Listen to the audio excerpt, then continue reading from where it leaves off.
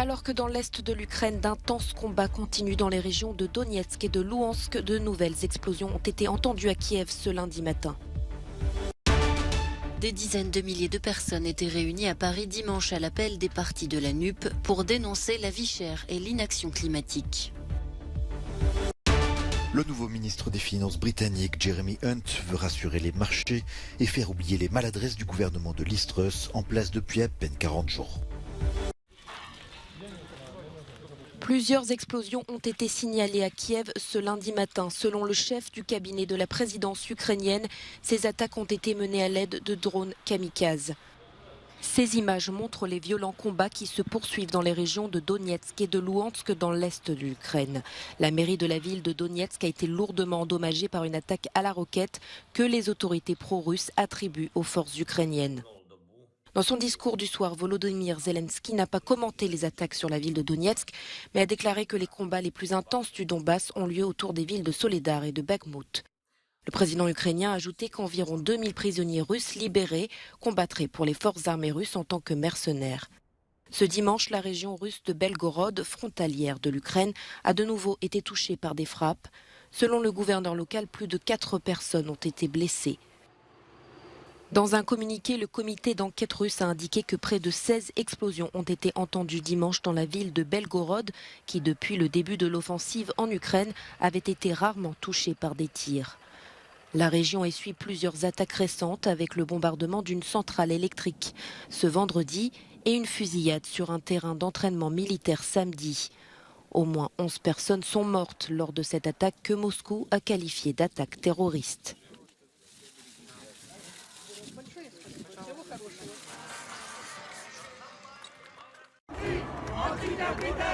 Les chants des manifestants ont résonné dans les rues de Paris dimanche. Des dizaines de milliers de personnes étaient rassemblées pour cette marche contre la vie chère et l'inaction climatique du gouvernement.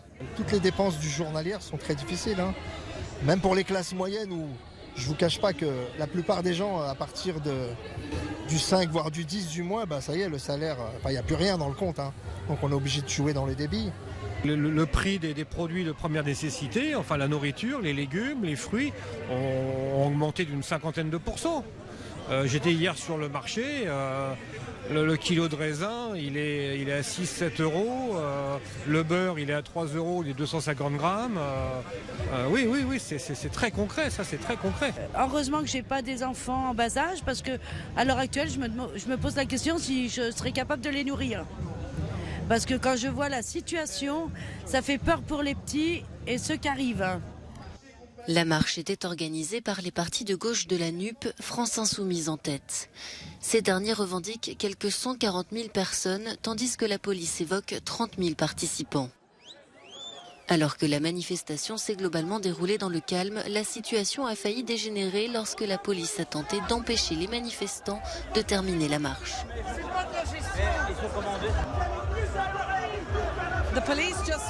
La police vient de couper le cortège en deux et les unités anti-émeutes sont derrière nous maintenant. Ils poussent les manifestants à avancer. Mais c'est très difficile d'avancer comme vous pouvez le voir. C'est bondé devant aussi. Et pour tenter de pousser les manifestants à avancer, ils ont utilisé du gaz lacrymogène, ce qui fait tousser et pleurer tout le monde autour de moi.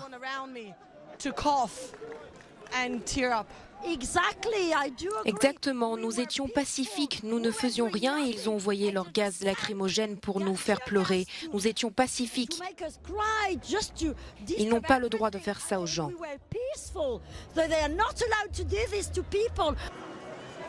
Alors que le gouvernement français entend lancer rapidement une série de réformes, notamment sur les retraites ou l'assurance chômage, les manifestants présents dimanche assurent qu'ils continueront à se mobiliser pour défendre les acquis sociaux. Beaucoup participeront ou soutiendront la grève générale prévue mardi, qui concernera le secteur de l'énergie, les transports, la fonction publique et l'éducation.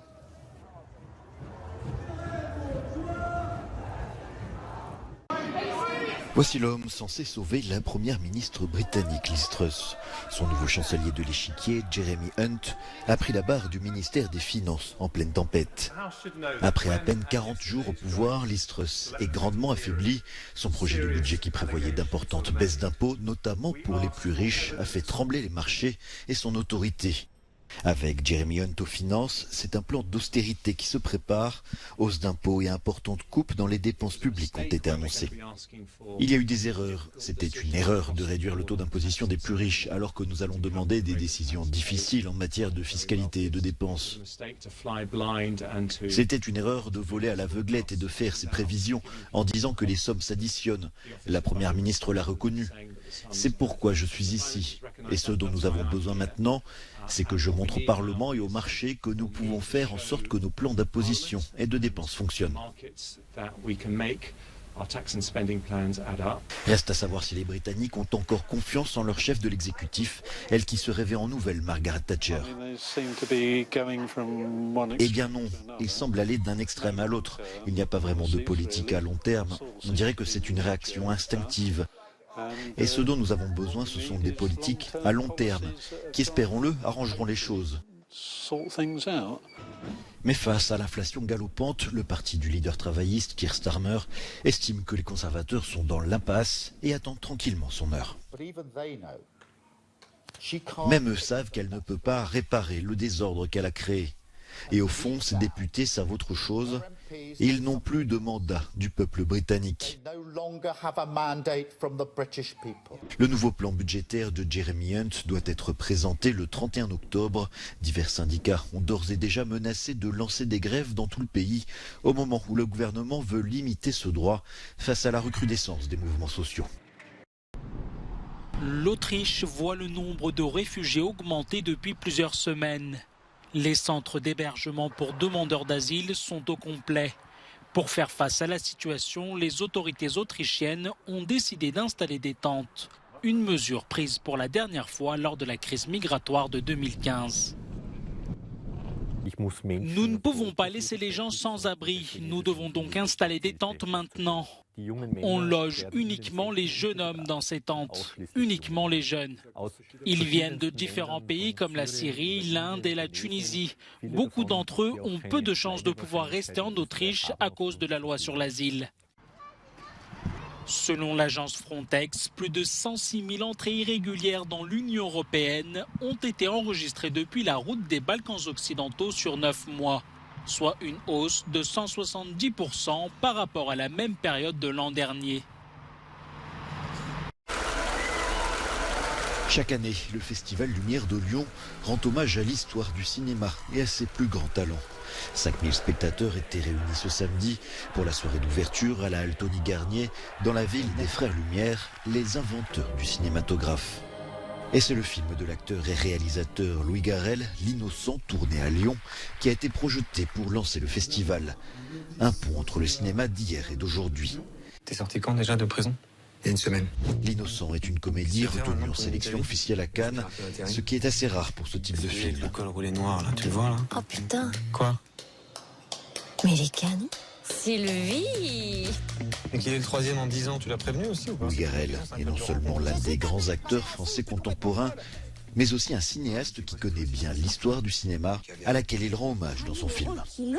Tu appelles tout de suite et tu dis oui. En plus, vous faites ça en famille. J'ai beaucoup pensé au cinéma italien.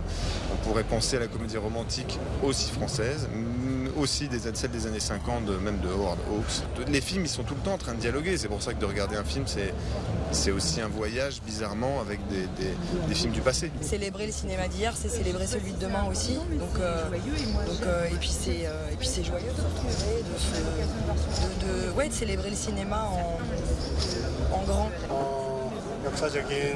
Je suis très heureux d'être ici car c'est un lieu tellement historique, le berceau du cinéma. Je suis très heureux de participer et d'être l'un des invités d'honneur de ce festival.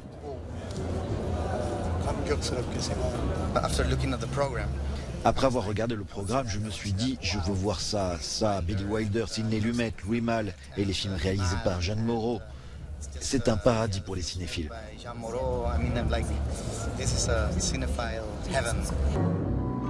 Cette année, Tim Burton recevra vendredi le prestigieux prix Lumière qui a déjà été décerné à Clint Eastwood, Martin Scorsese, Pedro Almodovar et Jane Campion, entre autres. Des réalisateurs du monde entier seront présents à Lyon. Près de 500 projections sont prévues jusqu'au 23 octobre. I think you should just come home with me.